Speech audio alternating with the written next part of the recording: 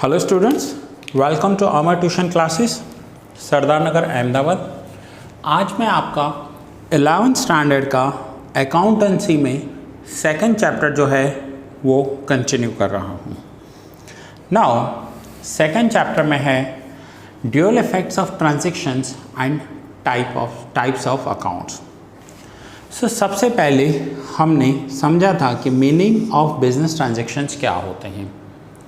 Business के transactions का मतलब होता है हम जितने भी बिज़नेस में, चाहे वो कैश ट्रांजैक्शंस हैं या क्रेडिट ट्रांजैक्शंस हैं, इंटरनल ट्रांजैक्शंस हैं या एक्सटर्नल ट्रांजैक्शंस हैं, जो भी ट्रांजैक्शंस हम करते हैं उसे बिज़नेस ट्रांजैक्शंस कह सकते हैं। ये बिज़नेस ट्रांजैक्शंस होंगे, इकोनॉमिक ट्रांजैक्शंस होंगे, इनका एक मॉनेटरी वैल्यू होगा। मॉनेटरी वैल्यू मीन्स पैसों में वैल्यू होगी उसकी। कैश क्रेडिट हो सकते हैं, इंटरनल ट्रांजैक्शन या एक्सटर्नल ट्रांजैक्शंस हो सकते हैं। अब मैंने आपको लास्ट लेक्चर में इन ट्रांजैक्शंस का पूरा डिटेल बताया था। कैश ट्रांजैक्शंस क्या होते हैं कि जहां पर आप प्रोडक्ट लेने जाते हो और सामने कैश पेमेंट कर देते हो, इसे कहते हैं कैश ट्रांजैक्शन। सपोज करो आप मार्केट पेन लेने गए, आपने पेन लिया और पेन के सामने आपने उसका जो भी मॉनेटरी वैल्यू है 10, 20, 30 रुपीज़ जितने की भी है वो आपने दे दिया, दैट इज़ कैश ट्रांजैक्शंस। दूसरे ट्रांजैक्शंस होते हैं क्रेडिट ट्रांजैक्शंस। क्रेडिट ट्रांजैक्शंस होते हैं कि आपने प्रोडक्ट आज ले लिया लेकिन उसका पेमेंट आप फ्यूचर में करने वाले हो, उसे कहते हैं क्रेडिट ट्रांजैक्शंस। तो ये रहे, देखिए बिजनेस ट्रांजैक्शंस। बिजनेस ट्रांजैक्शंस में economic transactions and non economic. Non economic transactions हम किसी को हेल्प कर रहे हैं उसे कहते हैं। ये आप एक ओसी के फर्स्ट चैप्टर में बहुत अच्छे से समझ कर आए हो। अब कैश और credit transactions. So cash transactions कौन से होंगे कि जिनके सामने आप कैश पेमेंट कर रहे हो। क्रेडिट ट्रांजैक्शंस कौन से होंगे जिसके सामने आप अभी प्रोडक्ट तो ले रहे हो बट कैश पेमेंट नहीं कर रहे हो। एंड अदर ट्रांजैक्शंस में बाकी के ट्रांजैक्शंस हम देखेंगे। फिर कुछ इंटरनल एंड एक्सटर्नल ट्रांजैक्शंस हमने देखे थे। नाउ आइए मैं आपको cash and credit transactions view point, जो ये लास्ट पॉइंट था जो मैंने आपको रीड करने के लिए दिया था, वो अब मैं डिटेल में एक्सप्लेन कर रहा हूँ। Cash transactions. In this type of transaction, money is paid or received for the exchange of goods or services. ये ऐसे ट्रांजेक्शन्स होते हैं जिनका हम उसी वक्त पैसा दे देते हैं या ले लेते हैं। अगर मैं बिज़नेस कर रहा हूँ तो मैं उसी वक्त पैसे ले लूँगा, या फिर मैं कहीं कुछ परचेज़ करने गया हूँ तो उसी वक्त दे दूँगा। एक हाथ प्रोडक्ट लिया, दूसरे हाथ पैसे दिए, उसी time with in a minute transaction over, उसे कहते हैं cash transaction. Next is cash transactions कौन कौन से हो सकते हैं। Cash transaction for assets. Assets का मतलब होता है हम कोई प्रॉपर्टी परचेज कर रहे हैं, हम फर्नीचर परचेज कर रहे हैं। जैसे ही हम परचेज कर रहे हैं सामने पेमेंट कर दिया, या हमने कोई स्कूटर परचेज किया या कोई स्कूटर सेल किया, तो इन सभी ट्रांजैक्शंस को कैश ट्रांजैक्शंस कहते हैं। हमने जिस वक्त प्रोडक्ट परचेज या सेल किया उसी वक्त हमने कैश रिसीव्ड एंड पेमेंट कर दिया, that is called cash transactions. दूसरे होते हैं कैश ट्रांजैक्शन फॉर गुड्स। इसका मतलब है कि हम गुड्स परचेज करते हैं। Goods is purchase in exchange of money और money is realised from sale of goods. इसका मतलब कि हम गुड्स जो हैं वो कैश पर परचेज कर रहे हैं या सेल कर रहे हैं, और उसके सामने हमें कुछ मिल भी रहा है। जैसे हमने गुड्स 15,000 के परचेज किए, उसी वक्त कैश दे दिया, एंड 18,000 के गुड्स सेल किए और उसी वक्त हमने कैश रिसीव्ड कर लिया। इसे कहते हैं गुड्स के transactions with cash. Next is cash transaction for services. Services का मतलब होता है जो आप ओसी में बिजनेस, प्रोफेशन एंड एम्प्लॉयमेंट सीख कर आए हो। So cash is paid for acquired services और cash is received for provided services.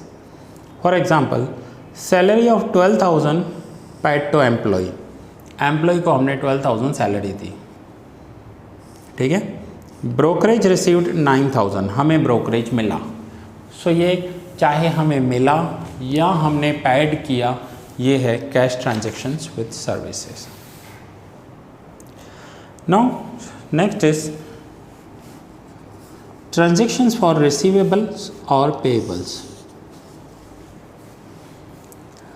Any amount which is outstanding to pay for assets, goods और services acquired in the past is known as payables। ध्यान से समझना, वो हमें amount पे करने हैं अगर कोई हमने पास्ट में एसेट्स परचेज किया है, गुड्स परचेज की है या किसी की सर्विसेज ली हैं, हमने पास्ट में रिसीव्ड किया है गुड्स, एसेट्स या सर्विसेज, तो उसके सामने हमें पैसा देना पड़ेगा। और उसी के सामने अगर हमने किसी को गुड्स, एसेट्स या सर्विसेज सेल किए हैं और अब हमें उनसे पैसे लेने हैं, सो दैट इज़ कॉल्ड रिसीवेबल्स। इसे कहते हैं ट्रांजेक्शन्स फॉर रिसीवेबल्स और पेएबल्स। इसका एक और बेस्ट एग्जांपल दे रहा हूँ। सपोज़ करो मैं ट्यूशन्स पढ़ा रहा हूँ और मैंने फ़ीस एडवांस में ले ली है। अब मैंने फ़ीस ले ली लेकिन पढ़ाना बाकी है। दूसरा ट्रांजेक्शन्स है कि मैंने पूरा साल पढ़ाया, कोर्स भी पूरा किया, लेकिन फ़ीस लेनी बाकी है, so that is called receivables, ठीक है। So instead of cash transactions, if transactions are made through cheques that is by bank, that is also included in cash transactions.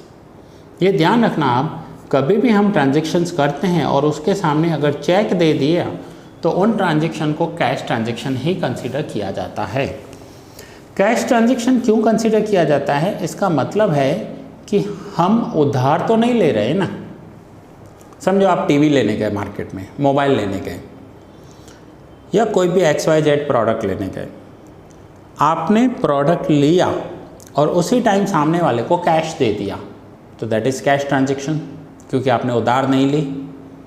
Now दूसरा, आपने प्रोडक्ट लिया और उसी टाइम आपने चेक दे दिया, इसका मतलब भी कैश ट्रांजेक्शन ही होता है। चेक दे दिया तो सामने वाला क्या करेगा?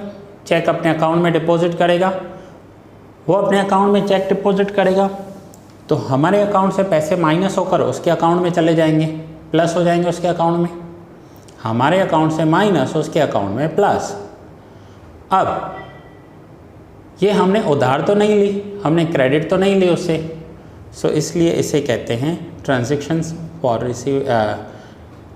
फॉर रिसीवेबल्स और पेएबल्स, लेकिन चेक के थ्रू हो रहे हैं तो कैश कंसिडर किए जाएंगे। तो ये मैंने यहाँ पर आपका फर्स्ट पॉइंट क्लियर किया, जो है कैश ट्रांजेक्शन्स। अब हम आगे कंटिन्यू कर रहे हैं क्रेडिट ट्रांजेक्शन्स। सो अब देखिए क्रेडिट ट्रांजेक्शन्स किसे कहेंगे। क्रेडिट ट्रांजेक्शन का मतलब होता है हम उधार दे रहे हैं या उधार ले रहे हैं, दोनों ही ट्रांजेक्शन्स को क्रेडिट ट्रांजेक्शन कहा जाता है। In this type of transaction money is not paid immediately for purchase और sale transaction of assets, goods and services. चाहे हम परचेज कर रहे हैं या सेल कर रहे हैं, वो गुड्स हैं, एसेट्स हैं या सर्विसेज हैं, पैसा उसी वक्त नहीं मिल रहा है, ना ही हम दे रहे हैं, दोनों कंडीशंस हैं, तो दोनों ट्रांजेक्शन्स को क्रेडिट ट्रांजेक्शन्स कहेंगे। अब दोनों कंडीशंस कैसे हैं, ध्यान से समझो। सपोज़ करो मेरे पास कोई कस्टमर आया और मुझसे गुड्स मांग रहा है, मैं उसे जानता पहचानता हूँ, और उसने कहा आप मुझे गुड्स अभी दो, मैं आपको पेमेंट 1 महीने के बाद दूंगा। मैं एग्री हो गया, मैंने दे दिए। अब गुड्स तो दे दिए, 1 महीने के बाद उसने पेमेंट दिया, तो ये ट्रांजेक्शन क्रेडिट ट्रांजेक्शन कहा जाता है। सेम सपोज़ करो कि मैं किसी के पास गुड्स लेने गया और सेम मैंने उसे कहा कि मैं आपके पास गुड्स लेने आया हूँ, मुझे गुड्स आप दे दीजिए, मैं गुड्स परचेज़ करने गया हूँ, उस कंडीशन में कि मैं सामने वाले को बोल रहा हूँ आप मुझे गुड्स दे दीजिए, लेकिन इन गुड्स के पैसे मैं आपको नेक्स्ट मंथ दे दूँगा। इन ट्रांजैक्शंस को भी क्रेडिट ट्रांजैक्शन ही कहा जाएगा।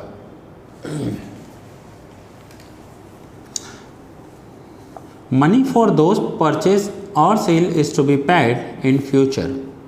पैसा जो है वो फ्यूचर में पेमेंट होता है, पेड या रिसीव्ड करना होगा, ठीक है। And exchange of assets goods and services is made in present. Goods services जो भी हैं उनका जो एक्सचेंज होता है वो अभी हो जाएगा, प्रेजेंट में हो जाएगा। Accounts are settled in the future. Accounts future में सेटल होते हैं। सेटल होने का मतलब पेमेंट करना। From this the transaction relation of debtor creditors come into existence. Debtors and creditor का जो रिलेशन है वो आता है। अब ये अगर आपका क्लियर है कि डेटर एंड क्रेडिटर किसे कहते हैं तो ठीक है, नहीं तो आप मेरा फर्स्ट लेक्चर जो था इंट्रोडक्शन वाला वो आप एक बार फिर से देख लीजिए। डेटर्स का मतलब होता है ये हमारे कस्टमर्स हैं जिनको हमने गुड्स क्रेडिट पर दिए हैं, उधार पर दिए हैं। और क्रेडिटर का मतलब होता है ये हमारे सप्लायर्स हैं। सप्लायर्स मीन्स जिन्होंने हमें उधार दी है। सप्लायर का मतलब क्या होगा? जिन्होंने हमें गुड्स उधार दिए हैं उसे कहते हैं सप्लायर्स, ठीक है। सो डेटर्स एंड क्रेडिटर का रिलेशन एग्जिस्टेंस में आता है। इन ब्रीफ, परचेज और sale of assets goods services made in present but there money is payable और रिसीवेबल इन फ्यूचर। गुड्स अभी देने हैं, पैसा फ्यूचर में मिलेगा, या हम गुड्स अभी परचेज कर रहे हैं बट पैसा फ्यूचर में देना है। सो इन ट्रांजेक्शन्स को रिसीवेबल या पेएबल जो भी फ्यूचर ट्रांजेक्शन्स हैं ये क्रेडिट पर होते हैं। These transactions are recognised as credit transactions. Clear? Goods worth ₹4,000 is sold to Kalpana on credit. हमने कल्पना को गुड्स सेल की हैं क्रेडिट पर। Kalpana becomes debtor of business and business becomes creditor for Kalpana. हमने कल्पना को गुड्स दिए हैं तो हमारे लिए कल्पना डेटर हो जाएगी और कल्पना के लिए हम क्रेडिटर हो जाएंगे। फिर से, हमारे लिए कल्पना डेटर हो जाएगी और कल्पना के लिए हम क्रेडिटर हो जाएंगे। Clear? Next, goods worth ₹6,000 is purchase from Deepika on credit. हमने दीपिका से गुड्स परचेज किए 6,000 के, क्रेडिट पे परचेज किए। So Deepika becomes creditor for business and business becomes debtor for Deepika. हमारे लिए दीपिका क्रेडिटर बन जाएगी और दीपिका के लिए हम डेटर बन जाएंगे, ठीक है। Now next is other transactions. Other transactions कौन से होंगे अब हम वो देखेंगे। The transaction that do not fall in the above mentioned two types are special transactions. जो ट्रांजेक्शन्स दोनों में नहीं आते हैं, ना कैश में ना क्रेडिट में, उसे स्पेशल ट्रांजेक्शन्स कहा जाता है। These are neither cash nor credit. ये कैश पर भी नहीं होते हैं और क्रेडिट ट्रांजेक्शन्स भी नहीं होते हैं। अब आप सोचोगे ट्रांजेक्शन कैश में भी नहीं है, क्रेडिट में भी नहीं है, तो कौन सा ट्रांजेक्शन होगा? These are special transactions. These transactions are recorded in the books. For example, goods destroyed in accident. अब पॉइंट समझिए, जब हम परचेज करते हैं तो हम कैश देते हैं या क्रेडिट। जब हम सेल करते हैं तो कैश या क्रेडिट होता है। लेकिन ये ट्रांजेक्शन्स ऐसे हैं कि एक्सीडेंट हो गया हमारा गुड्स का, हम गुड्स ट्रांसपोर्ट में बेच रहे थे, एक्सीडेंट हो गया, next is theft of goods. Theft यानी चोरी हो गए। थेफ्ट का मतलब होता है गुड्स चोरी हो जाना। अब चोरी हो जाना एक लॉस है, ये ना कैश है ना क्रेडिट है, हमारे गुड्स चोरी हो गए। गुड्स गिवन फॉर डोनेशन, हमने गुड्स डोनेशन में दिए। Goods given for advertisement. Assets turn defective और यूजलेस। एसेट्स टर्न डिफेक्टिव का मतलब होता है हमारे एसेट्स पढ़े पढ़े यूजलेस हो गए या डिफेक्टिव हो गए। अब यूजलेस कैसे? सपोज करो कि कोई बिजनेस कर रहे हैं हम क्लोथ का, और अब वो पैटर्न पुराना हो गया, या गुड्स डिफेक्टिव है, या बारिश पड़ी बहुत पानी आ गया, गुड्स ख़राब हो गए। इसका मतलब है एनी हाउ वो हमारा लॉस हुआ है, तो उसे कहते हैं अदर ट्रांजेक्शन्स। अब ये ट्रांजेक्शन्स ना ही कैश होते हैं ना ही क्रेडिट होते हैं। आया समझ में आपको? आज का होमवर्क एक बार आप फिर से यहाँ से लेकर इकोनॉमिक ट्रांजैक्शन से लेकर पूरा बुक में रीड करोगे और cash transactions, credit transactions and other transactions को समझोगे। यहाँ तक कोई भी डाउट हो रहा है तो आप मुझसे पूछ सकते हो। कोई पॉइंट नहीं समझ में आई हो तो मैं फिर से एक्सप्लेन करूँगा आपको। आप मुझे व्हाट्सअप कर सकते हैं, डिस्क्रिप्शन में लिंक दिया हुआ है, कॉन्टैक्ट डिटेल्स दी हुई है, वहाँ कॉन्टैक्ट कीजिए, ठीक है। और अगर आपको मेरे वीडियो लेक्चर्स चाहिए, फॉर एग्ज़ाम्पल कि आप अहमदाबाद से बाहर हो, मैं अहमदाबाद में कोचिंग क्लासेस चलाता हूँ, और आप अहमदाबाद के बाहर हो, किसी अदर सिटी से बिलोंग करते हो, और आपको मेरे वीडियो लेक्चर्स देखने हैं, तो आप मुझे डिस्क्रिप्शन में दिए गए लिंक पर कांटेक्ट कीजिए। वो लेक्चर्स आपको बहुत ही रीज़नेबल फ़ीस के साथ वहाँ प्रोवाइड कर दिए जाएंगे, ठीक है। ये लेक्चर मैं यहाँ पर ही पूरा कर रहा हूँ। बहुत जल्द हम मिलेंगे नेक्स्ट लेक्चर में।